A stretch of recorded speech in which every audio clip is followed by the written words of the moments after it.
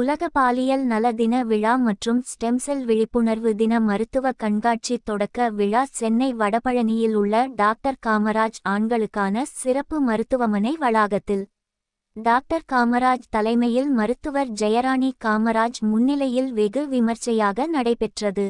இந்நிகழ்ச்சிக்கு சிறப்பு அழைப்பாளராக தென் சென்னை நாடாளுமன்ற உறுப்பினர் தமிழச்சி தங்கபாண்டியன் கலந்து கொண்டு மருத்துவ கண்காட்சியை துவக்கி வைத்தார்.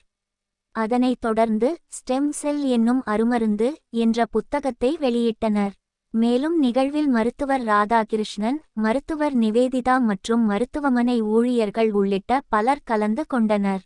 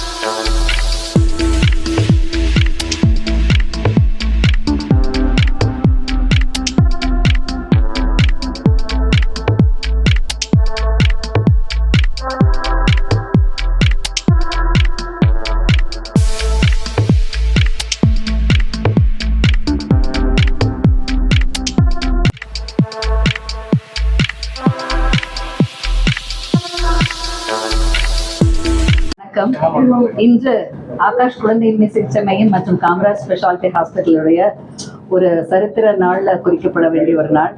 இந்த தினத்துல எங்களோட அருமை நம்ம south Chennai member of parliament doctor Sumathi Thamizhachi Thangapandian இவர்கள் எம்பி என்பதை விட என்னுடைய உடன்பிறவா அக்கா என்ற முறையில நான் ரொம்ப பெருமையா அக்காவை இந்த நிகழ்வுக்கு வரவேற்கிறேன். இந்த நிகழ்ச்சி இன்று செப்டம்பர் 4ஆம் தேதி உலக பாலியல் தினம், அதாவது world sexual health day. Every year இந்த sexual health day Akash hospital மற்றும் காமராஜ் மல்டி ஸ்பெஷாலிட்டி ஹாஸ்பிட்டல் இவை இணைந்து பலவிதமான awareness program we are creating. இதன் தொடர்பாக இந்த வருடம் இந்த 21வது உலக பாலியல் தினத்தை முன்னிட்டு இன்று செக்ஷுவல் அண்ட் ரீப்ரொடக்டிவ் மெடிசன் அதனோடு சேர்ந்து ஸ்டெம் செல் அவேர்னஸ் டே இன் தொடர்பாக இன்று பொதுமக்களுக்கு அவர்களுடைய அளவில் தெரிந்து கொள்கிற மாதிரி பல விதமான கருத்துக்களை ஒரு எக்ஸிபிஷனாக தொடங்கி வைக்க மேடம் வந்திருக்காங்க. அவங்களை பற்றி சொல்ல வேண்டிய விஷயம் உங்களுக்கு நிறைய விஷயங்கள் இருக்கு. அதுல சில விஷயங்களை நான் சொல்ல உங்களோட I want to tell you. அக்காவோட பிறந்த ஊர் விருதுநகர் பக்கத்தில் Mallankinar. She has received her primary education from Mallanginar and she is from a teacher's family.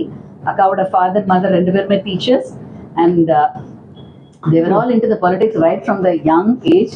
When I know her right way back 50 years back, I know her. So it is all a very, very great one. Akaoda speciality enna, she was a PhD in English and she was a professor in Queen Mary's College in English department, but she has done very great works in Tamil literature.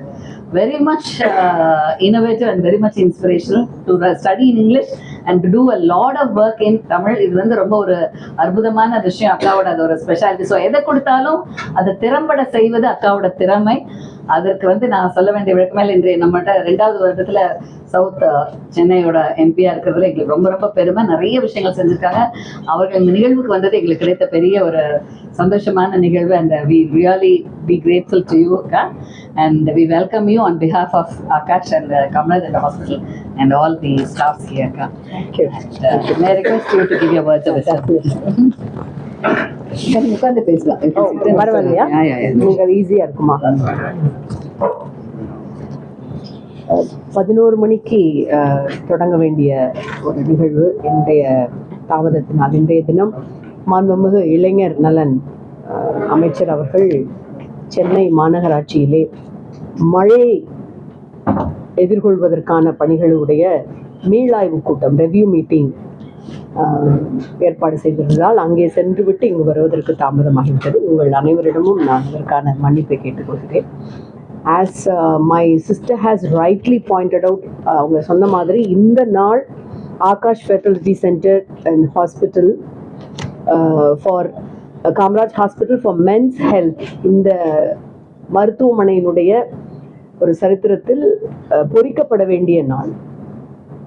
ஏனென்றால் தங்கை சொன்னதை போல எது மருத்துவத்துறையிலே முதலில் நிகழ்ந்தாலும், எந்த முக்கியமான கண்டுபிடிப்பு என்றாலும் அதை தன்னுடைய மருத்துவமனையில் டாக்டர் ஜெயராணி ஆகட்டும், டாக்டர் காமராஜ் ஆகட்டும், நிவேதா ஆகட்டும் முதலில் கொண்டு வர வேண்டும் என்பதில் முனைப்போடு இருப்பவர்கள். எம்பி என்று சொன்னார்கள், நான் விருதுநகரை சார்ந்தவள் என்று சொன்னார்கள். ஒன்று அவங்க சொல்ல மறந்துட்டாங்க, அவங்களும் நானும் ஸ்கூல்ல எனக்கு அவங்க வந்து தங்கச்சி 1 இயர் ஜூனியர், அதனாலதான் 50 வருஷமா தெரியும்னு சொன்னாங்க. சத்திரிய மகளிர் மேல்நிலைப் பள்ளியில 2 பேரும் ஒன்னா படித்தோம். That's why she is a family to me. என்னுடைய குடும்பத்தில் ஒருத்தி என் சகோதரி. இது மாதிரியான மிக மிக புதுமையான விஷயங்கள் மருத்துவ உலகிற்கு மட்டுமல்ல மக்களுக்கு தேவையான விஷயங்களை அறிமுகப்படுத்தும் பொழுதெல்லாம் அக்காவை வைத்து துவங்குவது என்பது அவளுக்கு மிக மிக மகிழ்ச்சிகரமான ஒன்று. அந்த வகையிலே இன்றைக்கு இந்த மிக முக்கியமான எக்ஸிபிஷனை துவங்கி வைப்பதிலே எனக்கு மிகுந்த மகிழ்ச்சி. கீழே அவர்கள் ஸ்டெம் செல் தெரப்பி என்றால் என்ன, மிக முக்கியமாக செக்ஷுவல் ஹெல்த் என்றால் என்ன என்பது குறித்து பொதுமக்கள் விழிப்புணர்வு பெற வேண்டும் என்பதற்காக வைத்திருந்த அந்த பதாகைகளை, போட்டோகிராஃப்ஸ் எல்லாவற்றையும் நான் பார்வையிட்டேன். இப்போ stem cell therapy I did a little bit of research. ஆனால் எனக்கே இவங்க சொன்ன நிறைய விஷயங்கள் புதுமையாக இருந்தது. Stem cell therapy and sexual ஹெல்த்தில் வந்து இன்னைக்கு பார்த்தீங்கன்னா the progress in stem cell research has been remarkable. As of 2024 1500க்கு மேற்பட்ட கிளினிக்கல் ட்ரையல்ஸ் வந்து உலகளாவிய அளவிலே இதில் நடந்திருக்கின்றது. மிக முக்கியமாக இது எதுக்கு உதவி பண்ணுது அப்படின்னா, neuro degenerative diseases such as Parkinson's and அல்சைமர்ஸ்க்கு இந்த ரீஜெனரேட்டிவ் தெரப்பி உதவி பண்ணுதுன்னு நான் படித்தேன். The global stem cell therapy market is projected to reach approximately $21 billion by 2025. அந்த அளவிற்கு உலக அளவிலே மிக மிக ஒரு முக்கியத்துவம் வாய்ந்த ஒரு துறையாக இது திகழ்கின்றது. நம்ம நாடும் இந்த துறையில மிக முக்கியமான விஷயங்களை செய்திருக்கின்றது. மிக மிக குறிப்பா இந்த செக்ஷுவல் ஹெல்த் பத்தி பேசுறது, அதை பத்தி தெரிஞ்சுக்கிறதெல்லாம் ஒரு டேபு, அதை பத்தி பொதுவெளியில பேசக்கூடாது, இப்படியெல்லாம் இருந்த கருத்துக்களை எல்லாம் முதலில் உடைத்து இது குறித்து ஆணும் பெண்ணும் தெரிந்து கொள்வது அவசியம். Sexual health is very very important, like mental health, physical health என்றெல்லாம் சொன்னவர் நம்முடைய சகோதரர் டாக்டர் காமராஜ் தான். அதுக்காக அவரை நான் ரொம்ப பாராட்டுறேன். ரொம்ப மிக முக்கியமான விஷயங்களை பொதுமக்களுக்கு அணுகுகின்ற வகையில் நீங்கள் பார்த்துருப்பீங்க. அவரை கேள்விகள் கேட்பதும் அது குறித்த ஒரு புரிதலை உருவாக்குவதும். So recent studies indicate that approximately 60% of adolescents in India lack access to proper sexual health education. அப்போ இந்த மருத்துவமனை இவர்கள் இருவரும் செய்கின்ற சேவை எவ்வளவு முக்கியமானதுன்னு உங்களுக்கு தெரியும். இப்போ தமிழ்நாடை நீங்கள் எடுத்துக்கிட்டிங்கன்னா, நம்முடைய மாண்புமிகு முதலமைச்சர் அவருடைய தலைமையின் கீழ் the state government has taken many key initiatives. இந்த மாதிரி pressing issues அட்ரஸ் பண்ணுறதுக்கு மிக குறிப்பாக இந்த ரியல்ம் of stem cell research Tamil Nadu has made substantial investments in developing research infrastructure. முக்கியமாக Tamil Nadu medical university and Tamil Nadu biotechnology initiative வந்து இதில் ரொம்ப முக்கியமான பங்கு வைத்திருக்கு. த ஸ்டேட், நம்மளுடைய state has specialised stem cell research centres. குறிப்பிட்டு சொல்லணும்னா Tamil Nadu stem cell research institute இருக்குது.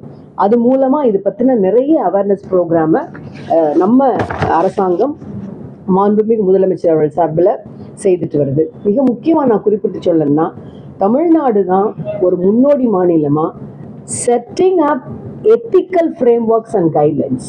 இந்த துறையில் எத்திக்கலாக, அதாவது ஒரு அறம் சார்ந்த விழுமியங்களோடு எத்திக்கலாக கைட்லைன்ஸை வச்சிருக்கிறது நம்ம கவர்மெண்ட் ஒன்று தான்.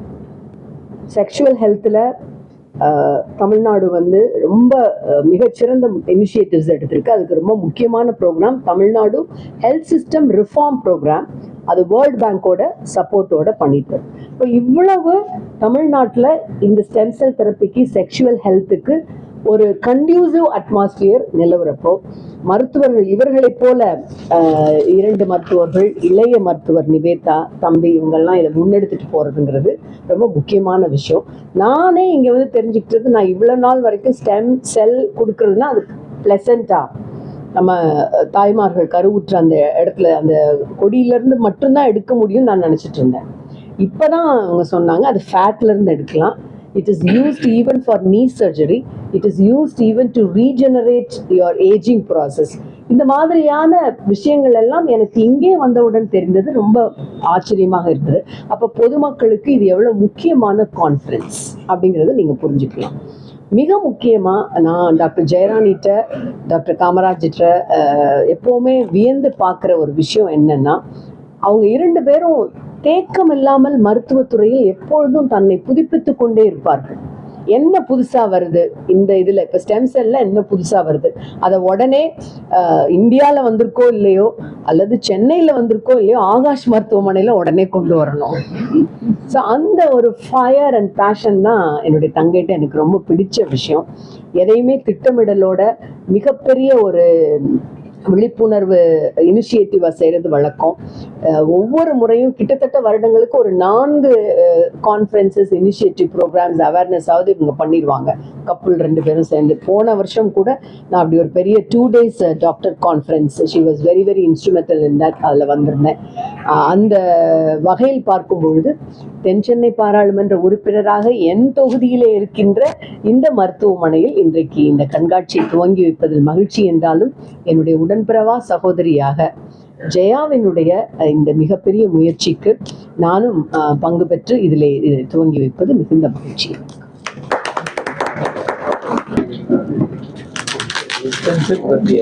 Very good, very good. நீங்க சொல்லுங்க. செய்திகளை சுடசுடவும் சூடாகவும் தெரிந்து கொள்ள எங்களை சப்ஸ்கிரைப் பண்ணுங்க. அப்படியே பெல் சிம்பலை கிளிக் பண்ணிடுங்க. இந்த செய்தியை நீங்கள் Facebookல் பார்த்து கொண்டிருந்தால் எங்கள் பேஜை லைக் அண்ட் ஃபாலோ பண்ணுங்க.